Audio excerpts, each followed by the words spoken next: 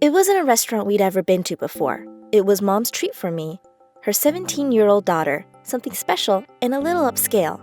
That's why I was so surprised to see what I saw when the waitress came over to our table to take our order. The poor girl had bruises and cuts all over her arms and her wrists. It was clearly evident that she could not have inflicted these on herself. Mom, with a deft but tiny shake of her head, gave me a clear sign that it wasn't our business. Mom thinks it rarely pays off to get involved in something that doesn't concern you. The girl was probably in her late teens, pretty if a little thin. She was polite and efficient when she took our order, but I could tell by the signs of stress on her face she was in trouble. The zone she'd been given to look after in the restaurant included a table at which was seating a rather loud elderly lady. When the girl took this lady's order, to my horror, the woman she was serving looked at the girl's arms and then said something very rude and very loud to her. "You should be thankful that he even let you live," the woman barked at the girl. "If I was the person who did that to you, I would have done worse." It was so embarrassing for everyone in the restaurant. The poor girl just stood there, completely humiliated. Everyone was watching, waiting to see what would happen next. It was as if we were all watching a TV reality show. No one got up to come to the poor girl's aid, including Mom and me, I'm ashamed to say. But I was so angry. I almost jumped out of my seat and smacked the rude customer across the cheek. But I could see by the look on the girl's face that this was not the kind of help she needed right then. If I'd have done that, it would probably have made matters worse for her. But I had to do something. I couldn't just sit there and do nothing, so I called the girl back over to our table. As subtly as I could, I asked her quietly if there was anything I could do to help her. I could see she was distressed. She smiled and nervously told me that there was nothing I could do to help. She was desperate to avoid getting into trouble at work because if anything happened to her source of income, it could do her more harm than good if her boyfriend found out.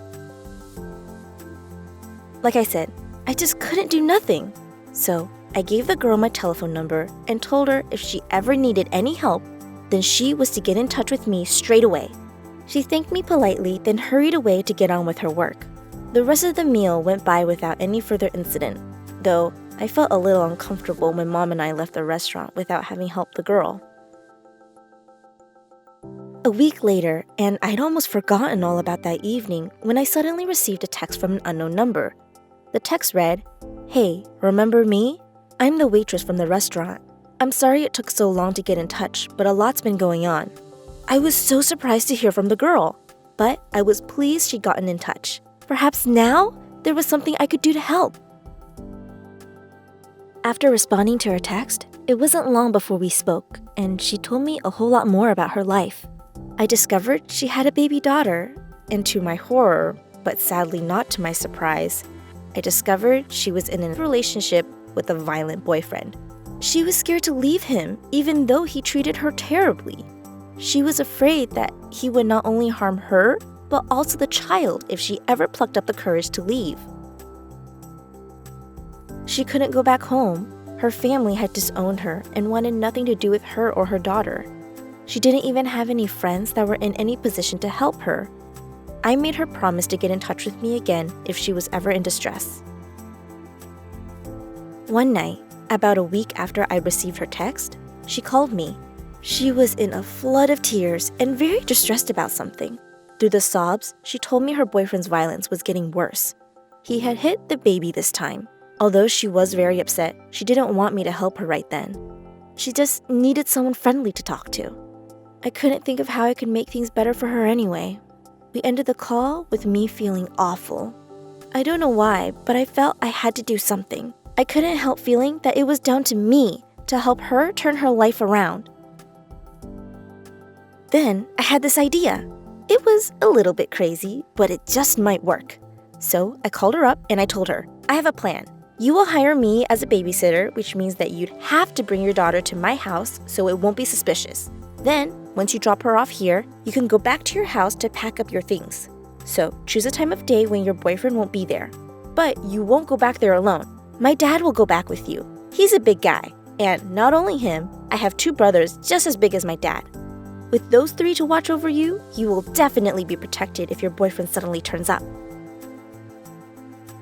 The next day, after she dropped off her daughter, Dad and my brothers went with her back to her house to help pack her things. At one point, the boyfriend did turn up unexpectedly, but there was no way he was gonna get tangled up with Dad and my brothers. Yeah, he was a typical bully. But when he had to deal with someone who wasn't weaker than himself, he was a rotten coward. So, she packed her things and left. The plan worked brilliantly. What happened next? It wasn't easy getting away from her controlling and violent boyfriend, sure. But together, we did it. Except now she was homeless. Well, that wasn't going to happen on my watch. We had plenty of room.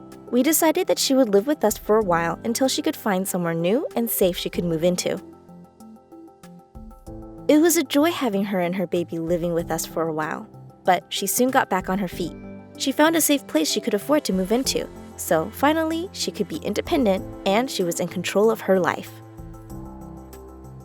I know what you're probably thinking. What right has a 17-year-old girl got to poke her nose into someone else's business?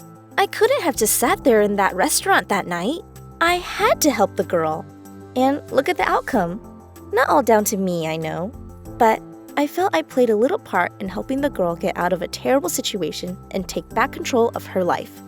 We should all do what we can to help others that are vulnerable and in a less fortunate position than we are. It's the right thing to do in a civilized society. The girl and I are to this day still friends and in touch regularly. I'm glad I did what I did, and if I had to do it all again, I wouldn't change a thing. And you know, if I ever come across something like this in the future, I wouldn't just sit there and do nothing. I'd have to do whatever I could and help put things right.